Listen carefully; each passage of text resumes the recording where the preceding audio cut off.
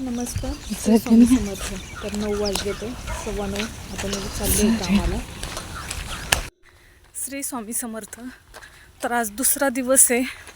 एवढं वातावरण बेकार झालं आहे ना, असं वाटतं क्षणार्धात पाऊस येईल इतकं वातावरण बेकार झालं आहे. असे सगळे हे क्लायमेट असं चेंज झाल्यामुळं सगळे आजारी पडलेत, सगळ्या रोगांवर मवा वगैरे पडलं आहे. तर हे पाहू शकताय, खूप जास्त खराब वातावरण झालं आहे. वातावरण बिलकुल पण कुठंच ऊन दिसत नाही आहे. सगळीकडं असं ढगाळ वातावरण. काही ठिकाणी पाऊस पण झाला आहे, पण सध्या तरी नगरमध्ये काही पाऊस झालेला नाही. पण असं वाटतं की पाऊस येईल आणि ह्या सगळ्या मालाचं वाटोळं कारण एवढं खराब वातावरण झालं आहे. मुंबईला पाऊस पण पडला आहे अशी मी न्यूज पाहिली आणि आमचे रिलेटिव्ह आहेत ते पण बोलले की मुंबईला पाऊस झाला आहे. म्हणजे शेतकरी 4-5 महिने म्हणजे वर्षभरच मेहनत करतो आणि जेव्हा त्याचा माल यायची वेळ होती तेव्हा निसर्ग काही साथ देत नाही. त्याचंच एक जिवंत उदाहरण म्हणजे हे आलेलं ढगाळ वातावरण. त्यामुळं पहा आता ह्या गव्हाला इकडं कांदे तर सगळ्याला रोग पडणार. त्यामुळे ना सगळ्या मालाचं नुकसान होणार. म्हणजे जेवढी कमाई नाही ना त्याच्यापेक्षा त्याला खर्च करावा लागणार आणि खर्च करून पण त्यातून इनपुट काही भेटतोय का नाही ते पण माहीत नाही. म्हणजे जेव्हा माल विकायची वेळ येते तेव्हा त्याला योग्य तो भाव भेटत नाही. त्यामुळं शेतकरी ना खूप जास्त म्हणजे सुधरत नाही आहे. जसे सरकारी नोकरीवाला त्याचे 30 दिवस भरले का त्याला पेमेंट येतो, तसं शेतकऱ्याचा नाही आहे. तो 5-6 महिने वर्षभर मेहनत करतो आणि ज्यावेळेस त्याचा माल विकायची वेळ येते तेव्हा त्याला हवा तो मोबदला भेटत नाही. म्हणून शेतकरी आत्महत्येचे प्रकार ना खूप जास्त वाढले आहेत. सध्याची परिस्थिती ना खूप अवघड झाली आहे. वातावरण, त्यात शेतकऱ्याला कोणतीही सरकारकडून मदत भेटत नाही, त्यामुळे खूप जास्त हाल होत आहेत. 9 वाजले तर 9:30 वाजले तर म्हणजे 9:15ला मी घरातून निघते.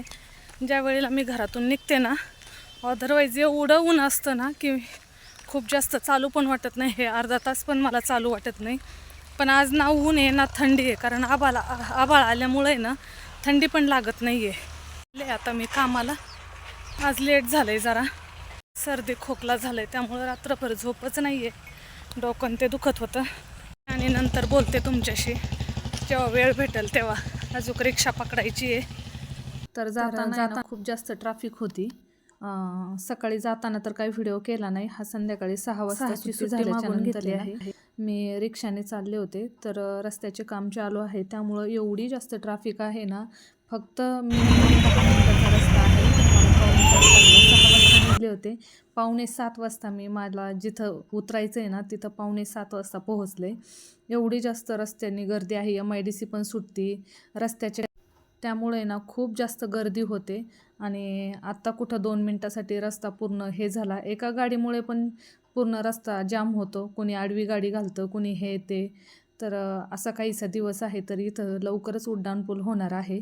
उड्डाणपुलाचे काम खूप जोमाने चालू आहे आणि आता इलेक्शन पण जवळ आलं आहे. तर त्यामुळं पण भरपूर कामं पटपट होऊ राहिलेत. तर ही नगरमधली अशी संध्याकाळ आहे. आज पण खूप जास्त आभाळ आलेलंच आहे. सकाळीच मी तुम्हाला सांगितलं, सकाळचेच शूट केलं होतं, त्यात सांगितलं खूप जास्त आभाळ आलं आहे. तर अजिबात थंडी पण नाही बिलकुल. आहे पण जेवढी पहिली होती ना तेवढी थंडी नाही.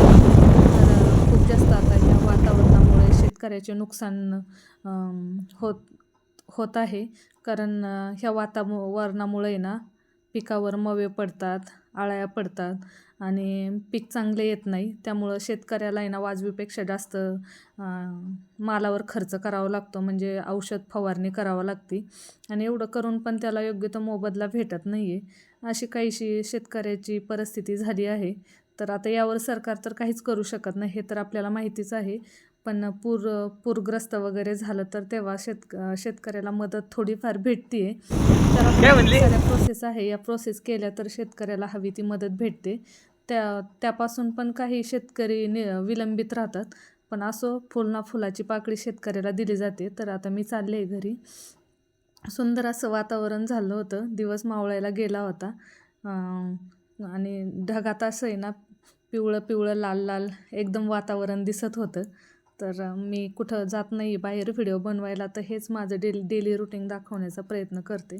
तर तुम्हाला कसं वाटतं हे मला नक्कीच सांगा. जर माझे व्हिडिओ तुम्हाला आवडत असतील तर व्हिडिओला लाईक करा, छान छान कमेंट करा, नवीन असाल तर सबस्क्राईब करा. आणि मला कामामुळे कुठंच जाता येत नाही, कारण तुम्हाला तर माहिती आहे सगळे घराची जबाबदारी ते सर्व माझ्यावरच आहे. त्यामुळं माझे जसे मला बनवता येईल तसे मी व्हिडिओ बनवण्याचा प्रयत्न करते आणि नक्कीच मला साथ द्या.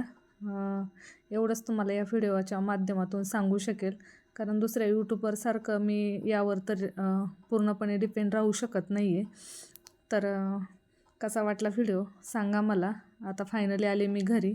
स्वामींचं दर्शन घेऊन व्हिडिओचा शेवट करते. श्री स्वामी समर्थ. व्हिडिओ पाहिल्याबद्दल धन्यवाद. पुन्हा एकदा स्वामी समर्थ.